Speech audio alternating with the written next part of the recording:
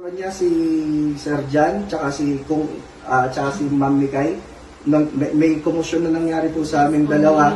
Tsaka nasabihan po namin sila na scammer. Kami po yung nagpapasensya dito kasi ang feeling ko po parehas lang kaming biktima kasi nadali po kami ng middleman na parehas kami ng kausap. Hindi namin alam na parehas kami ng kausap. Dinescribe kami na parehas yung damit. Kaya doon nagsimula. Ang akala nila, sir po, ini-scam namin sila. Ang akala namin, ini-scam nila kami. Kaya hindi po kami nagkaintindihan. Ngayon po, samahan nyo kami na mag-spread ng awareness kasi nakapaglabas po kami ng nakapaglabas kami ng pera. Ng pera po. Sa kanila, sa amin po pera ang nawala sa amin. Sa kanila po is yung kahihiyan po. Kaya ito po, dun po sa mga nag-video po sa amin, sa Lala Garden, doon sa scam doon mga, please po paki-delete na lang po yun.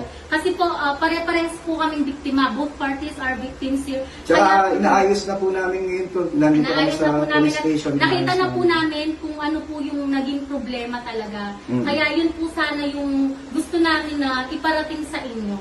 At kami po pagtutulungan namin to para matapos din yung